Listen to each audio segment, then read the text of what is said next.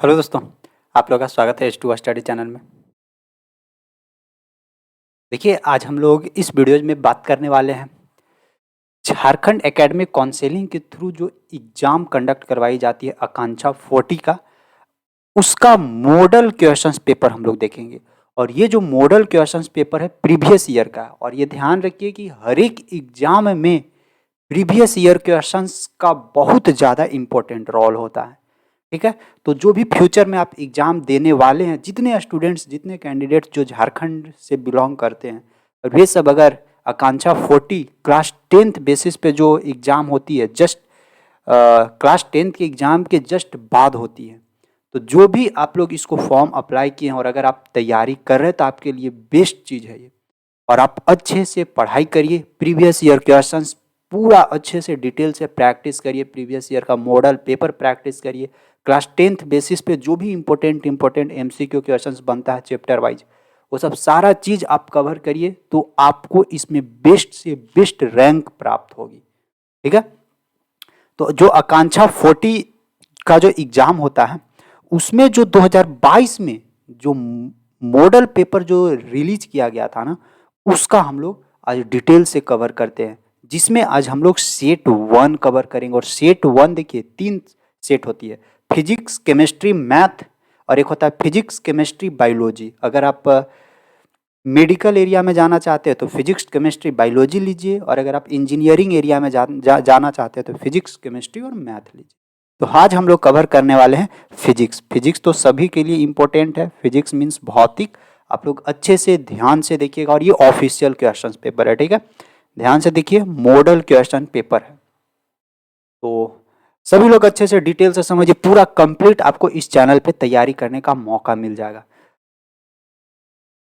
और साथ में आपको ये भी बताते चले कि जैसे अगर आप 10th लेवल पे झारखंड में एक झारखंड पॉलिटेक्निक का भी एग्जाम होती है, तो अगर आप झारखंड पॉलिटेक्निक का भी आप अगर एग्जाम देना चाहते हैं तो उसका भी फॉर्म निकलती है, तो उसके लिए भी H2 स्टडी का एक स्पेशल चैनल है पॉलिटेक्निक के लिए, तो आप उसको भी सर्च करिएगा तो आपको चैनल मिल जाएगी। आप वहाँ से जाकर उसको भी सब्सक्राइब कर लीजिएगा और इस चैनल को भी सब्सक्राइब कर लीजिए, और दोनों जगह से आप अच्छे से कंप्लीटली पढ़ाई कर लीजिए, तो आपका एंट्रांस एग्जाम बहुत अच्छे से निकल जाएगी।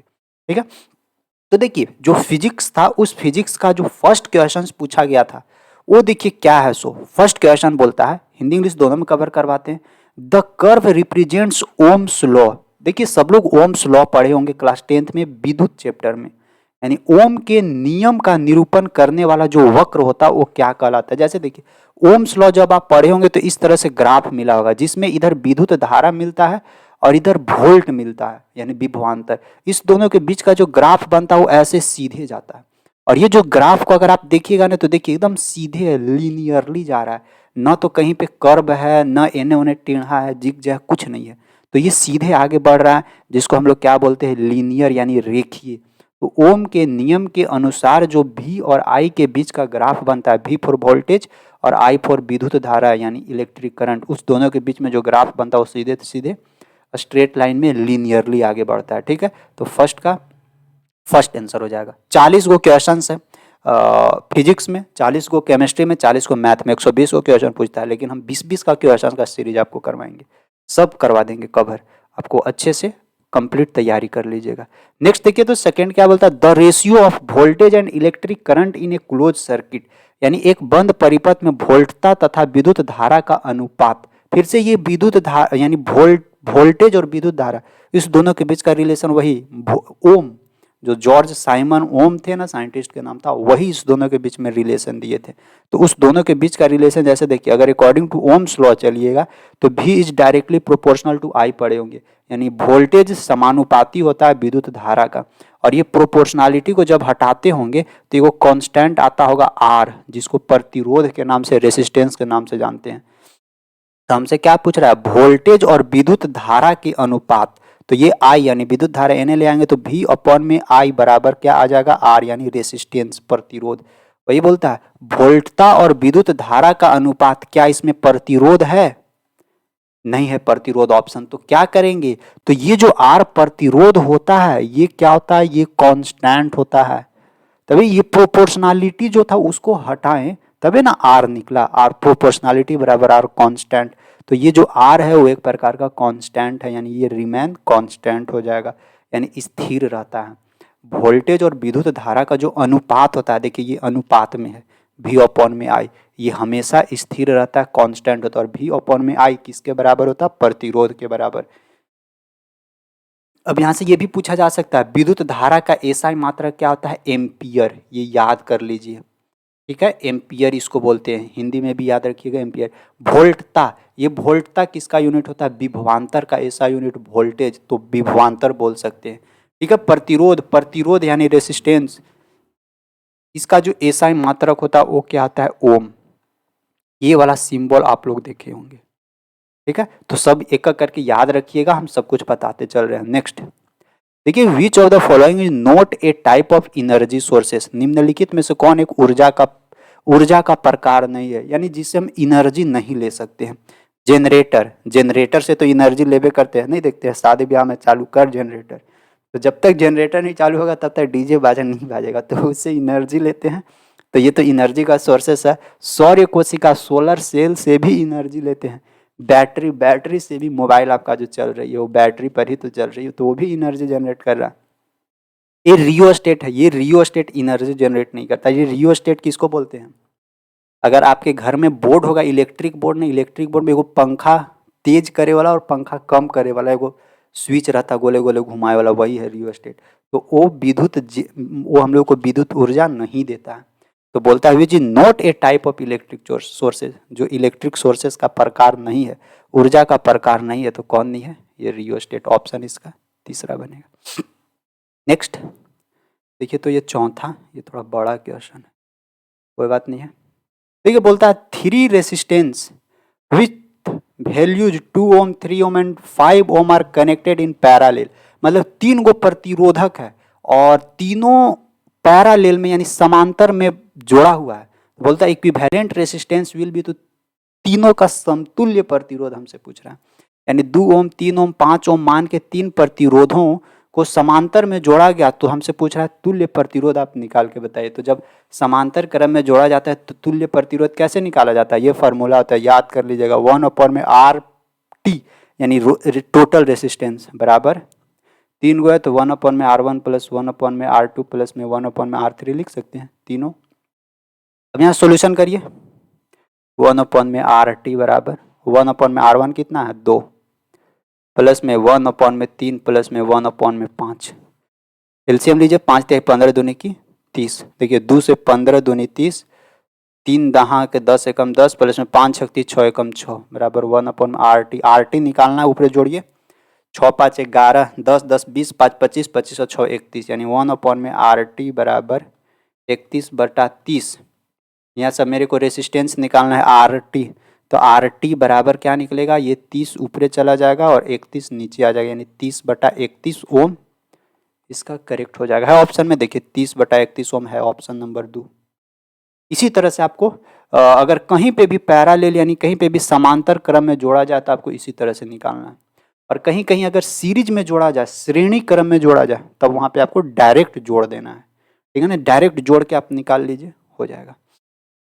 चलिए, तो क्वेश्चन नंबर 4 हो गया। नेक्स्ट क्वेश्चन नंबर 5 देखिए, the SI unit of power, power यानी शक्ति का हमसे इकाई पूछ रहा है। शक्ति का इकाई जो होता है वो क्या होता है? वाट होता है। तो याद कर लीजिए, शक्ति का इकाई वाट। कार्य का एसआई मात्रक, देखिए ये कार्य का एसआई मात्रक है जूल। ये देखिए, ये विद्युत धारा का एसआई मात्रक है एम्पियर, विद्युत धारा यानी इलेक्ट्रिक करंट। ओम यानी ये प्रतिरोध यानी रेसिस्टेंस का एसआई मात्रक है, क्या क्या? ओम। और ये जो वाट है ये किस चीज का एसआई मात्रक है? शक्ति यानी पावर का एसआई मात्रक क्या है? वाट। कार्य का एसआई मात्रक जूल। सब एक करके हम कवर करवाते हुए चल रहे हैं, ध्यान से समझिएगा। नेक्स्ट क्वेश्चन नंबर 6 देखिए, the rate of flow of electric charge is known as, विद्युत आवेश के प्रवाह की दर को हम लोग क्या कहते हैं? विद्युत आवेश के प्रवाह की दर को, यानी देखिए विद्युत आवेश Q अपॉन में T। देखिए विद्युत आवेश Q मीन्स चार्ज, आवेश की प्रवाह की दर को हम लोग विद्युत धारा के नाम से जानते हैं। आप लोग एक फॉर्मूला पढ़े होंगे, Q बराबर IT। ये क्या होता है? Q को रखिए ने और टाइम को एने ले आइए, बराबर I मीन्स विद्युत धारा, यानी Q means charge, Q means charge, ये वाला चार्ज यानी विद्युत आवेश, आवेश की प्रवाह की दर, दर मीन्स टाइम, आवेश बटा टाइम बराबर आई, आई मीन्स की विद्युत धारा। तो इसका क्या आंसर हो जाएगा, विद्युत धारा किधर है, इलेक्ट्रिक करंट यानी विद्युत धारा, इसका करेक्ट आंसर हो जाएगा क्वेश्चन नंबर 6 का 3। नेक्स्ट, एक चालक तार का प्रतिरोध किसके व्युत्क्रमानुपाती होता है, यानी the resistance of a conducting wire is inversely proportional to its. देखिए प्रतिरोध व्युत्क्रमानुपाती होता है, तो प्रतिरोध किन किन चीजों पे डिपेंड करता है, फॉर्मूला देखिएगा, फॉर्मूला से सब कवर करवा देते हैं। आर बराबर रो एल बटा ए।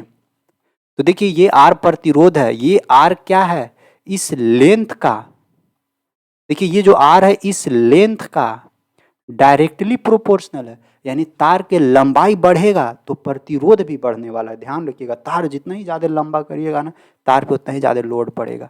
दूसरा, ये रेसिस्टेंस है इस एरिया का इनवर्सली प्रोपोर्शनल है 1 में एरिया, यानी तार जितना ही ज्यादा मोटा रहेगा ना उतना ही कम प्रतिरोध होगा, यानी उतना ही कम गर्म होगा। तार जितना ही पतला रहेगा ना उतना ही ज्यादा वो गर्म होगा। तो हमसे क्या पूछता है, व्युत्क्रमानुपाती यानी इनवर्सली प्रोपोर्शनल। तो किसका इनवर्सली प्रोपोर्शनल है, देखिए एरिया का, यानी एरिया बढ़ रहा है तो रेसिस्टेंस कम हो रहा है, प्रतिरोध कम हो रहा है, एरिया कम हो रहा है तो प्रतिरोध बढ़ रहा है। तो क्या होगा, इनवर्सली प्रोपोर्शनल किसका है, एरिया ऑफ क्रॉस सेक्शन का, यानी अनुप्रस्थ क्षेत्र का क्षेत्रफल का। इसका ऑप्शन नंबर 2 हो जाएगा। और ये लेंथ का क्या है, लेंथ का डायरेक्टली प्रोपोर्शनल है, ठीक है ना, लेंथ का डायरेक्टली प्रोपोर्शनल है, लेकिन डायरेक्टली प्रोपोर्शनल नहीं पूछा हमसे, इनवर्सली प्रोपोर्शनल की बात कर रहा था। यहाँ पे देखिए इनवर्सली प्रोपोर्शनल है, ठीक है। आगे देखते हैं 7 के बाद 8, in concave mirror of the size of the object depends upon, देखिए अवतल दर्पण में प्रतिबिंब का आकार निर्भर करता है, यानी अवतल दर्पण के सामने, जैसे अवतल दर्पण इस तरह का रहता है, इसके सामने आप खड़ा हैं, अब इसमें उस ऑब्जेक्ट का आकार कैसे पता चलता है, आकार पता चलता है कि आप वस्तु को रखे कहाँ पे हैं, यानी ये पोल है, ये फोकस है, ये सेंटर है, तो आप वस्तु को रखे कहाँ पे हैं, सेंटर से दूर रखे हैं, सेंटर पर रखे हैं, सेंटर या फोकस पर रखे हैं, फोकस पर रखे, फोकस या पोल पर रखे, आप रखे कहाँ हैं, आप जहाँ पे भी रखिएगा उसी के अनुसार उसका प्रतिबिंब बनता है। तो यानी वस्तु के पोजीशन पर, वस्तु की स्थिति पर निर्भर करता है कि उसका प्रतिबिंब कैसा बनेगा। तो क्या साइज ऑफ ऑब्जेक्ट नहीं, इस पे नहीं, पोजीशन ऑफ ऑब्जेक्ट बिल्कुल सही, वस्तु की स्थिति पर निर्भर करता है कि आपका उस वस्तु का प्रतिबिंब कैसा बनेगा। तो इसका ऑप्शन नंबर 2 हो जाएगा। 8 के बाद देखिए 9, 9 क्या बोलता है, power of magnifying glass is given by, power of magnifying glass की बात कर रहा है, यानी आवर्धक कांचों की शक्ति, यानी मैग्नीफाइंग ग्लास का जो पावर होता है ना वो किसके बराबर होता है, तो पावर होता है, याद कर लीजिएगा फॉर्मूला, 1 + d/f के बराबर, ठीक है ना, 1 + d/f, जहां पे d क्या है, minimum distinct vision, MINIMUM, minimum distinct, ये क्या होता है, विजन। मिनिमम डिस्टिंक्ट विजन मतलब कि जो हम लोग का आंख है ना वो मिनिमम से मिनिमम कितना दूरी तक कोई भी वस्तु को देख सकता है। तो मिनिमम डिस्टिंक्ट विजन आपको याद करके रखना है कितना, 25 सेंटीमीटर। मतलब हम लोग का जो आंख है ना 25 सेंटीमीटर, अगर पूरा नज़दीक करिएगा ना तो 25 सेंटीमीटर तक वो बढ़िया से देख सकता है। और दूर क्या होता है, इनफाइनाइट होता है, तो वही डी है। और ये एफ मीन्स कि आँख का फोकस लेंस, फोकल लेंथ। तो ऑप्शन नंबर इसका दूसरा हो जाएगा 1 + d/f। Next, in human eye image is formed, मानव नेत्र में प्रतिबिंब तैयार होता है, मानव नेत्र में प्रतिबिंब, इन human eye image is formed, हमारे आंख में जो प्रतिबिंब बनता है वो कहाँ पे बनता है, तो बनता है रेटिना पर। कहाँ पे, रेटिना के पीछे नहीं, रेटिना के समूह नहीं, रेटिना पर बनता है, ऑप्शन नंबर। और आपको एक चीज़ और हम सलाह देंगे कि आप जिस चैनल पे अभी पढ़ रहे हैं ना इसका प्ले लिस्ट में जाएगा, वहाँ पे क्लास 10th का कंप्लीट चैप्टर वाइज MCQ करवा दिए हैं, उसका प्ले लिस्ट भी बना दिए हैं, आप वहाँ पे जाइए और उसको ध्यान पूर्वक पढ़िएगा, क्योंकि वही वाला सारा MCQ आपको यहाँ पे इस मॉडल पेपर में देखने को मिल रहा है। उसको यानी चैप्टर वाइज आप वो MCQ पढ़ लीजिए, उसके बाद आप इसको पढ़िएगा ना तो बिल्कुल 100% श्योर बता रहे हैं ना, जितना क्वेश्चन पेपर में इसमें MCQ में डाला हुआ है ना वो सब कुछ मिल जाएगा। तो पहले वो पढ़ लीजिएगा ज़रूर। और वैसे भी एग्ज़ाम निकालने का बेस्ट फंडा यही होता है कि आपका जो एनसीईआरटी सिलेबस हो उसको पहले कवर करिए, इसके बाद फिर आप कोई भी मॉडल क्वेश्चन पेपर हो, प्रीवियस ईयर क्वेश्चन पेपर हो, वो सब लगाइए, तो आपको खुद आइडिया लगेगा कि क्वेश्चन बनता कहाँ से है। ठीक है ना, ये हो गया। नेक्स्ट क्वेश्चन नंबर 11 देखिए, for a diverging lens focal length is, देखिए अब यहाँ पे एक डाइवर्जिंग लेंस की बात कर रहा है, यानी अपसारी लेंस। तो ये जो डाइवर्जिंग लेंस होता है ये किस प्रकार के लेंस को बोलते हैं? डाइवर्जिंग लेंस आपको नहीं समझ में आ रहा होगा, अपसारी लेंस नहीं समझ में आ रहा है, लेकिन हम ये को नाम और लिखते हैं ऑप्टल लेंस, तो आपको बुझा जाएगा तुरंत।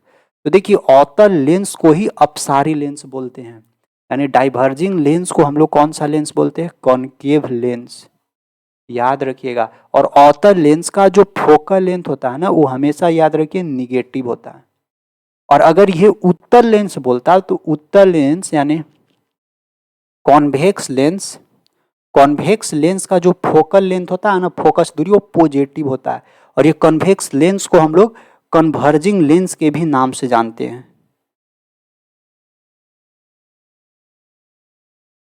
कन्वर्जिंग लेंस को हम लोग उत्तल लेंस भी बोलते हैं, उसका हिंदी या तो कन्वर्जिंग लेंस बोलिए, इसको हम लोग इसको बोल सकते हैं अभिसारी लेंस, अभिसारी लेंस। याद कर लीजिए ये सब, नहीं तो एग्जाम में यही सब कंफ्यूज याद देता है, अलग अलग नाम दे दे के आप पढ़े हैं, अवतल लेंस और उत्तल lens, convex lens, concave lens, और यहाँ दे रहा है डाइवर्जिंग लेंस और कन्वर्जिंग लेंस के फॉर्मेट में।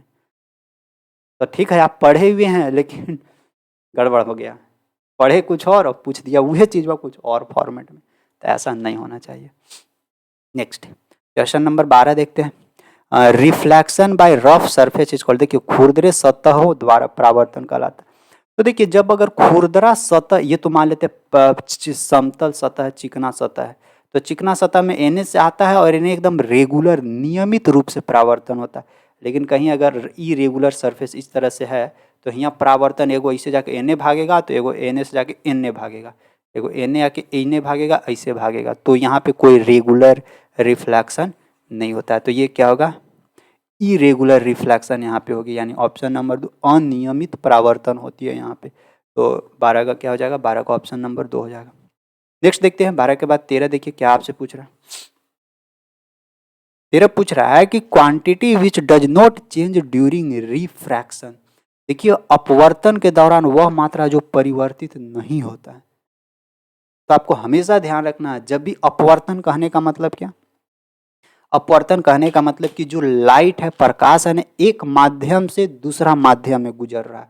जैसे एक माध्यम एयर है और दूसरा साइड शीशा लगा दिए, तो एक माध्यम हवा होगी और दूसरा माध्यम शीशा, दोनों से होते हुए आपका लाइट इन्हें पार हो रहा है।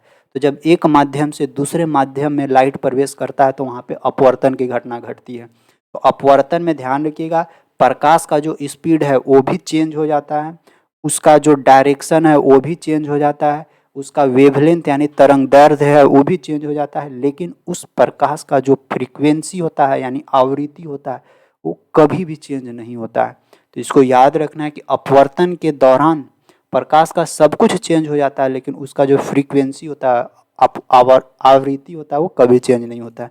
अब यहाँ से ये भी पूछा जा सकता है कि आवृत्ति का एसआई मात्रक क्या होता है, तो फ्रीक्वेंसी का एसआई मात्रक क्या होता है? हर्ट्ज यानी HZ, ये भी आपको याद रखना है। ठीक, 13 के बाद देखिए 14, नेत्रिका की तुलना में यौगिक सूक्ष्मदर्शी में अभिदृश्यक लेंस में, ये वाला ध्यान रखिएगा, इन कंपाउंड माइक्रोस्कोप, देखिए कंपाउंड माइक्रोस्कोप की बात कर रहा है।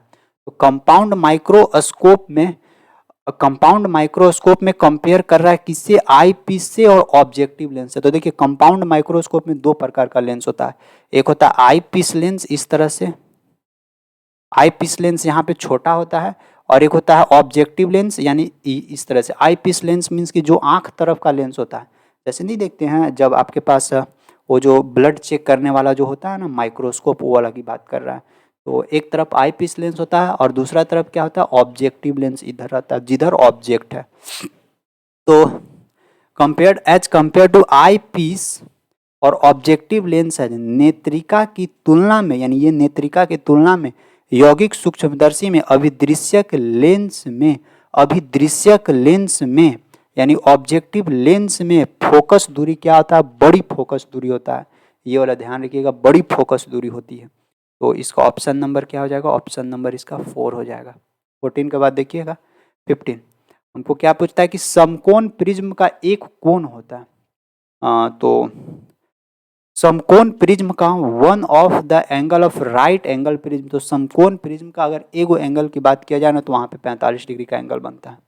इसका ऑप्शन नंबर 2 हो जाएगा। 16 नंबर देखिएगा कि लेंस द्वारा अपवर्तन के बाद मुख्य अक्ष के समानांतर किरण गुजरती है।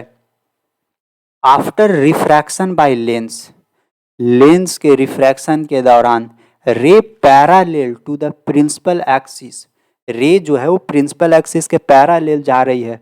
पासिंग थ्रू कौन सा पॉइंट से पास होते हुए जाएगी? तो वो जनरली कौन सा पॉइंट से होते हुए पास होकर जाएगी? फोकल लेंस से पास होते हुए जाएगी। जैसे लेंस ले लेते हैं, कोई भी लेंस, कॉन्वेक्स लेंस ले लीजिए या कनकेव लेंस ले लीजिए, यहाँ से जब पैरालेल जाती है तो ये कौन सा पॉइंट से होते हुए पास करेगी? यहाँ पे फोकस लेंस होता है। इसमें भी सेम वही कंडीशन, एन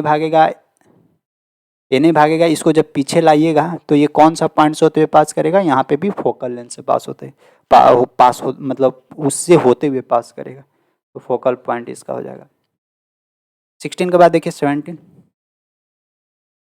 यदि किसी लेंस की शक्ति 2 डायोप्टर है, ठीक है, अगर कोई लेंस है उस लेंस का शक्ति 2 डायोप्टर है तो उसका फोकस दूरी हमसे पूछा जा रहा है। कोई बात नहीं है, लेंस के शक्ति और फोकस दूरी के बीच का रिलेशन होता है पावर बराबर 1/f, ठीक है। तो जब पावर बराबर 1/f होता है तो इसको हम लोग चेंज करते हैं। अब पावर कितना दिया हुआ है? पावर देखिए 2 डायोप्टर दिया हुआ है यहाँ पे, और पावर 2 डायोप्टर दिया हुआ है, 1/फोकस डाल देते हैं तो ये फोकस इधर आ जाएगा तो 1/2 आ जाएगा। इसको जब तोड़ेंगे तो 2 से 0.5। अब यहाँ पे फोकल लेंथ की बात कर रहा था तो 0.5 मीटर हो जाएगा। तो इसका फोकल लेंथ, फोकस दूरी 0.5 पर मीटर दिया हुआ है, और है नहीं। देखिए इसका यूनिट यहाँ पे गलत दिया हुआ है, ये होना चाहिए था 0.5 मीटर, ये नहीं होगा क्योंकि डायोप्टर का ऐसा यूनिट पर मीटर होता है और फोकस का यूनिट ओनली फॉर मीटर होता है। तो ये गलत दिया हुआ था, तो यहाँ तो 0.5 मीटर ही होगा ओनली। इसका ऑप्शन तब ए बनेगा। नेक्स्ट 18 के बाद देखिएगा 19।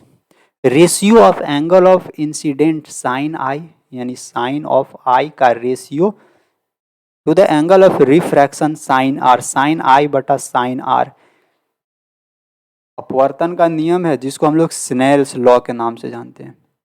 स्नेल्स लॉ, यानी ऑप्शन नंबर ये हो जाएगा 4। स्नेल्स लॉ हो गया, यानी आपतन कोण आई तथा अपवर्तन कोण आर का अनुपात स्नेल का नियम कहलाता है। इसके बाद 90 के बाद 20 क्वेश्चन इसमें कवर करवाएंगे। देखिए rainbows are formed when sunlight reflects through, rainbow कब बनता है? जब सूर्य का जो किरण है, छोटे छोटे जो पानी का बूंदे हैं ना, उससे गुजरता है, यानी कुहरा से गुजरता है, बादल से गुजरता है, नहीं लाखों वर्षा बूंदों से जब गुजरती है ना सूर्य की लाइट, तो फिर वहां पे रेनबो का निर्माण होता है। Option number 2।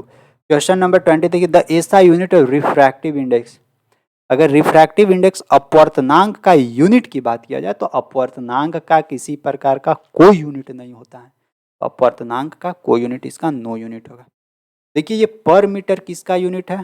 पावर का, पावर ऑफ लेंस, लेंस का शक्ति, लेंस का शक्ति को पर मीटर से मेजरमेंट कर सकते हैं या इसको डायोप्टर से भी मेजरमेंट कर सकते हैं।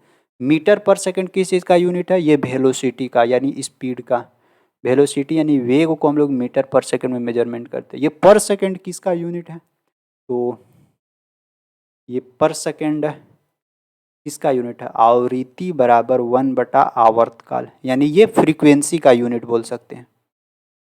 फ्रीक्वेंसी यानी आवृत्ति का, और आवृत्ति को और हम लोग किस चीज़ में मेजरमेंट करते हैं? HZ में भी इसको मेजरमेंट करते हैं। पर सेकेंड भी फ्रीक्वेंसी का ही यूनिट है। अपवर्तनांक का ऐसा ही मात्रक, इसका कोई यूनिट नहीं होता। क्यों नहीं? क्योंकि रिफ्रैक्टिव इंडेक्स दो सेम यूनिट का अनुपात होता है। जैसे दोनों मीटर का अनुपात होगा तो मीटर का यूनिट तो कट जाएगा, तो कोई यूनिट बन भी नहीं करेगा। ठीक है ना? तो बस आज का जो सेशन था, आज का सेशन को यहीं तक रखेंगे। और आज का सेशन कैसा लगा आप लोगों को, आप लोग जरूर नीचे कमेंट्स करके बताइएगा, ताकि हमको पता चले कि हाँ आपको समझ में आया या नहीं आया। और इसी तरह का कंटेंट बहुत सारा है आपको यहाँ पे इसी चैनल पे बोर्ड एग्जाम से थ्रू, बोर्ड के थ्रू जितना भी एग्ज़ाम होती है, चाहे आप 10th बोर्ड का एग्ज़ाम दे रहे हैं, 11th का, 12th का दे रहे हैं, या फिर आकांक्षा 40 का दे रहे हैं, पॉलिटेक्निक का दे रहे हैं, सब कुछ आपको यहाँ पे देखने को मिल जाएगा। एकदम स्पेशल स्पेशल कंटेंट, अच्छा जिससे कि आपका अच्छा तैयारी हो सके। ठीक है ना। तो जाते जाते सब लोग एक बार जरूर कमेंट छोड़ते हुए जाइएगा, वीडियोज़ को लाइक करते हुए जाइएगा, जो भी नए लोग होंगे सभी लोग चैनल को जरूर सब्सक्राइब करते हुए जाइएगा। ठीक है, थैंक यू, बाय।